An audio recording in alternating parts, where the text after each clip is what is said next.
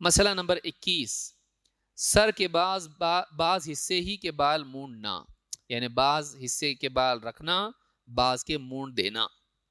آج کل اللہ رحم فرمائے نوجوانوں پر، کہاں کہاں سے دیکھ کے آ رہے ہیں اور کیا کیا سر کے بال کے کیسے بیچ میں سے جو ہے یعنی نہر چلی گئی، ہاں بیچ میں سے مونڈ دیا، بس ادھر بھی بال ہیں ادھر بھی بال ہیں، یا بالکل جیسے تربوز کاٹ دیا ہو اس طرح سے بال، یا جھونپڑا ہے اس طرح سے اور باقی پورے غائب ہیں یہاں کے۔ یہ کون سا فیشن ہے؟ یعنی یونیک بننے میں انسان بدنما بن جاتا۔ اسلام میں یہ سب چیزیں منع ہے۔ آدمی مہذب رہے، ٹھیک ہے وہ اچھے کپڑے پہنے، زینت اختیار کرے، اپنی جگہ ہے، لیکن یہ کہ سر کا حال اس طرح سے بنا لینا کہ بعض حصوں کو کاٹ دیا۔ اب بعض لوگ جو ہے یہاں سے پورے کاٹ دیتے اور بس ادھر اتنا رکھیں گے، بلکہ کھڑے بھی کر دیتے بعض اوقات۔ تو یہ ساری چیزیں جو ہے منع ہے۔ کچھ حصے کو مونڈنا اور کچھ حصے کے بال باقی رکھنا ٹھیک نہیں ہے، ٹھیک نہیں ہے۔ ابن عمر رضی اللہ تعالیٰ عنہ کہتے ہیں ان النبی صلی اللہ علیہ وسلم رأى صبیا قد حلق بعض شعره وترك بعضه۔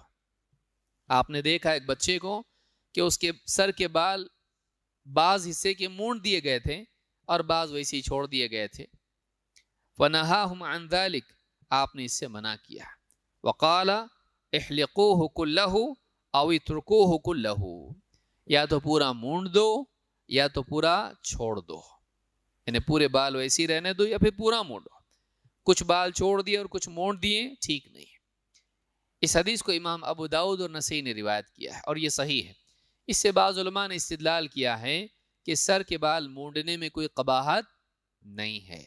آپ نے کہا تو پورا مونڈ دو یا تو پورے چھوڑ دو، لیکن بار بار سر کے بال مونڈنا ٹھیک نہیں ہے۔ کیوں؟ اس لیے کہ یہ خوارج کی علامات میں سے ہے۔